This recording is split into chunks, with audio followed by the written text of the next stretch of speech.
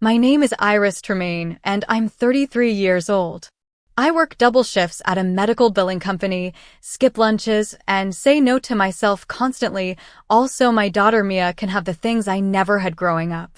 She's 8 years old, and she has my stubborn eyes and her father's laugh, and she is the only reason I push through every hard day without breaking. 3 months before the trip, my mother called me. She said the whole family was planning a vacation to Bali, my parents, my sister Dana, her husband, their 3 kids, and that it would mean the world if Mia and I came along. She said it like she was doing me a favor. Like I should feel grateful just to be included. I said yes, because I wanted Mia to have memories with her cousins, with her grandparents. I wanted to believe we were still a real family. Then somehow, I still don't fully understand how it happened. I became the one paying for it. It started small. My mother said she was short that month. My sister said the resort required a group booking, and it was easier if one card handled everything. I told myself it was temporary, that they'd pay me back. I put down the deposit, then the flights, then the resort fees. By the time everything was booked, I had spent $11,000. $11,000 that I had spent 2 years quietly saving, dollar by dollar, telling myself it was for Mia's future. Mia knew about the trip. She had been counting down the days on a little paper chain she hung above her bed, 1 ring for every day until Bali. She'd looked up Balinese rice fields on my phone and shown me photos, pressing her finger to the screen and saying, "Mama, we're going to walk there." I didn't tell her how much it cost. She was 8. She didn't need to know. She just needed to believe that good things were coming. 3 days before the flight, my mother showed up at my apartment unannounced. She didn't call ahead. She just knocked. And when I opened the door, she walked in like she owned the place, which was something she had always done. I offered her tea. She didn't want tea. She sat down at my kitchen table, and she put my bank card on the surface in front of her, my bank card, which she had somehow taken from my bag the last time she visited. And she folded her hands over it and looked at me with that particular expression she had, the one that meant she had already made a decision and was now simply informing me of it. She said, "We've decided you won't be coming." Just like that. Flat. Clean. No apology attached to it.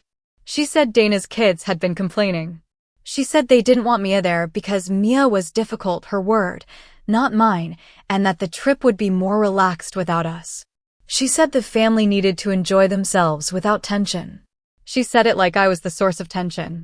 Like I was the problem that needed to be removed. I stood in my own kitchen and I felt something very cold move through my chest. Not tears. Not yet. Something quieter than that. I looked at my bank card sitting on my table. I thought about Mia's paper chain above her bed. I thought about $11,000. I thought about every lunch I had skipped and every new coat I had told myself I didn't need. And then I thought about the fact that they had used my money to book a vacation and were now telling me I wasn't invited to attend it. I didn't scream. I didn't cry in front of her. I picked up my bank card from the table and I looked at my mother and I said 4 words very quietly. I said, "Then I cancel everything." Her face changed. For the first time in my life, I watched my mother look genuinely afraid of what I might do next. And I want to tell you, that feeling, that one small moment of being finally, completely done, it was the beginning of everything changing. I want you to understand something before I tell you what happened next. I am not a dramatic person. I don't make scenes. I don't send long messages or post things online to embarrass people. I was raised to keep quiet, to smooth things over, to be the one who absorbs pain so that everyone else stays comfortable.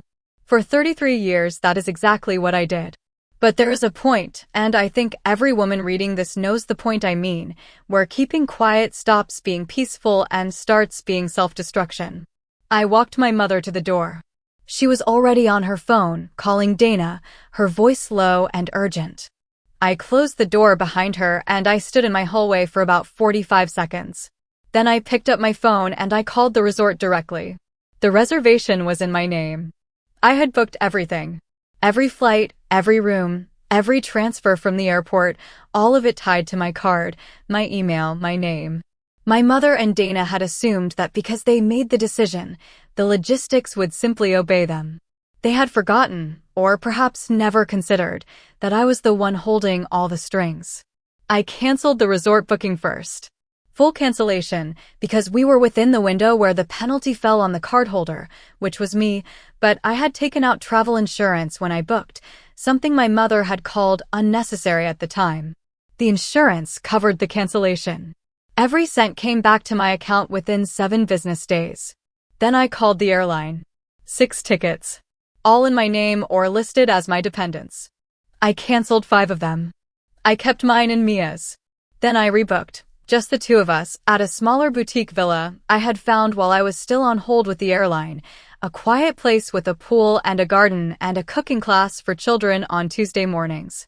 It cost less than what the family resort had cost for just 1 room. By the time my phone started ringing, and it started ringing within the hour, everything was done. My mother called 4 times. I let it go to voicemail. Dana sent a message that was so long my phone had to load it in segments. Her husband called from a number I didn't have saved. My aunt, who had not been part of any of this, somehow got involved and left a voice message telling me I was tearing the family apart.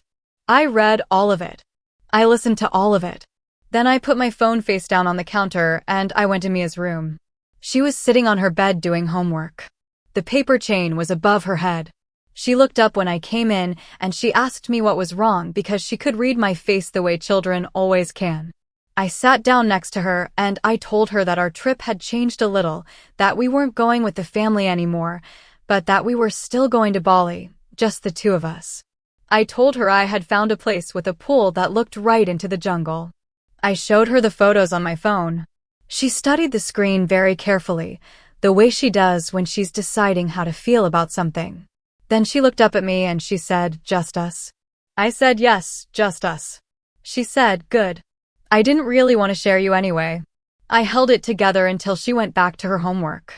Then I went to the bathroom and I sat on the edge of the tub and I let myself cry, not from sadness, but from the particular exhaustion of finally doing the thing you should have done years ago. We went to Bali. We walked through the rice fields. We took the cooking class on Tuesday morning and Mia made a dish she still talks about. We sat by our private pool in the evenings and watched the light go golden over the trees, and I took photographs of her face, and she looked so completely, entirely happy. My family did not go on vacation that summer. They spent weeks trying to rebook, but the resort was full, flights had repriced, and the coordination without me handling it collapsed within days. I heard about it through my aunt. I did not respond. Some people need to lose the thing you were providing before they understand what you were actually worth. I learned that the hardest lessons are usually the ones you needed most. And I learned that sometimes, the most powerful thing a woman can do is simply stop holding everything together for people who never once asked if she was okay. If this story moved you, hit that subscribe button right now, because every week we bring you real stories about real women who stopped shrinking and started choosing themselves. You don't want to miss what's coming next.